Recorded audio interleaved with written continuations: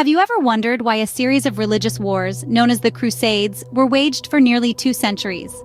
An epic of history that boils down to a monumental clash of civilizations. The Crusades were not just wars, they were a testament to the enduring power of faith, a battle of ideologies, and a struggle for control over the Holy Land.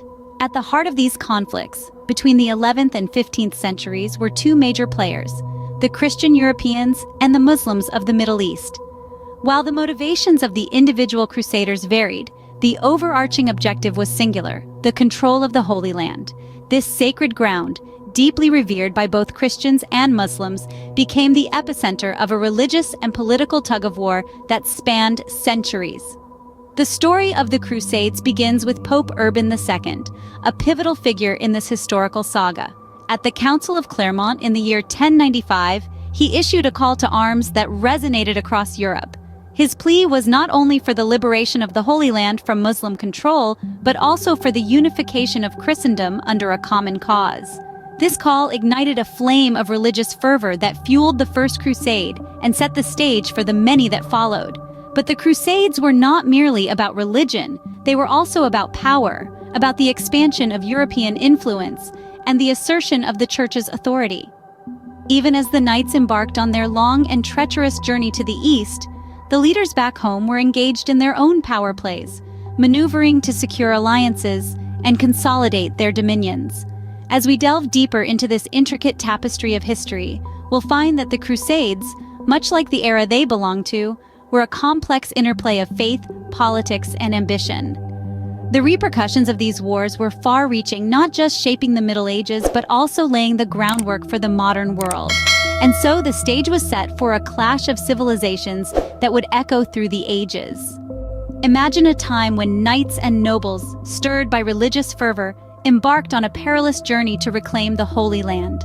This was the First Crusade, a monumental event that began in the year 1095, an event that would reshape the course of history. It was Pope Urban II who issued the call to arms. His impassioned plea at the Council of Clermont ignited the flame of crusading zeal.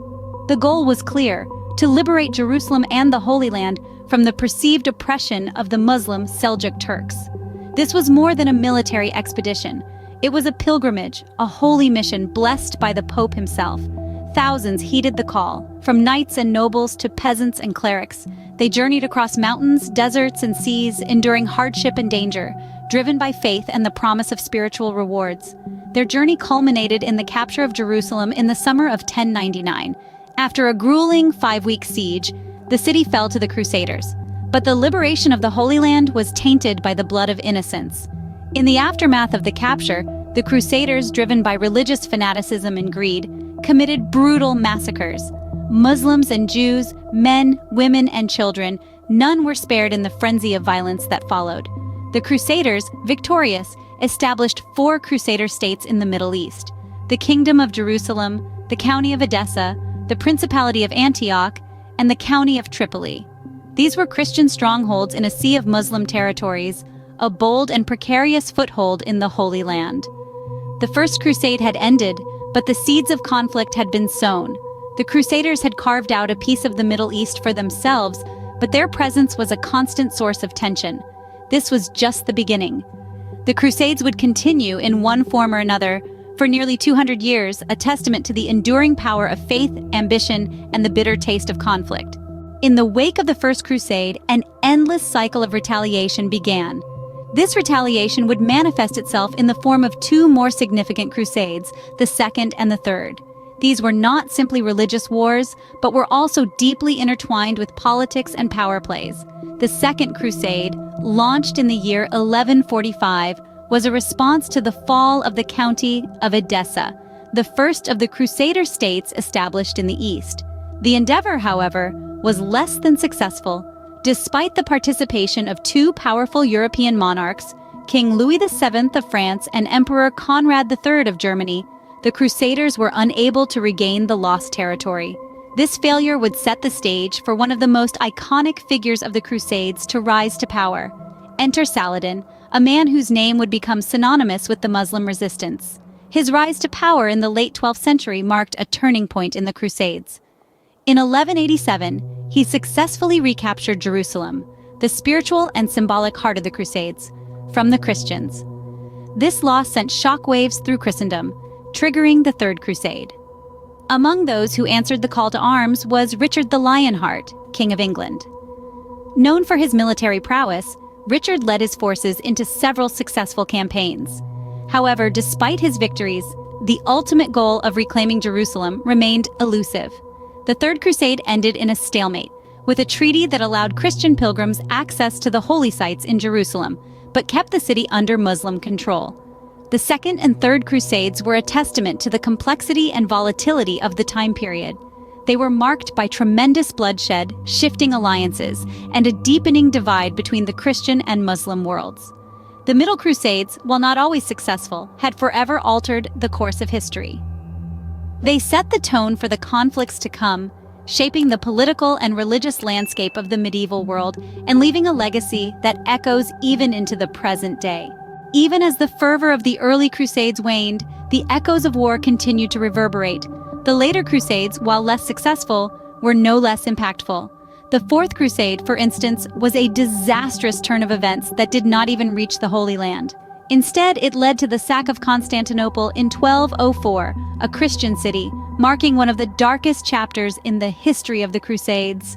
Driven by greed and politics, the Crusaders veered off course, leaving a trail of destruction in their wake. This event not only weakened the Byzantine Empire, the bulwark of Christianity in the East, but it also deepened the divide between the Eastern and Western churches, a schism that still exists today.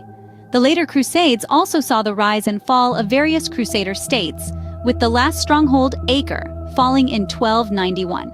The fall of Acre marked the end of significant Crusader power in the region, closing a bloody and tumultuous chapter in history. Yet, the end of the Crusades was not the end of their influence. The long-lasting impact of these religious wars is still felt today. They marked the beginning of centuries of mistrust and conflict between the East and West, a divide that has shaped geopolitics up to the modern era. The Crusades also fueled a narrative of religious warfare and martyrdom that continues to be invoked in contemporary conflicts. Moreover, the Crusades led to significant cultural and intellectual exchanges between the East and West, contributing to the Renaissance in Europe.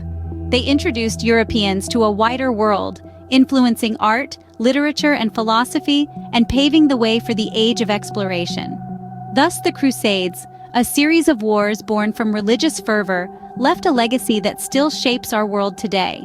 They serve as a stark reminder of the profound impact of historical events on contemporary society and the lasting echoes of the past in our present.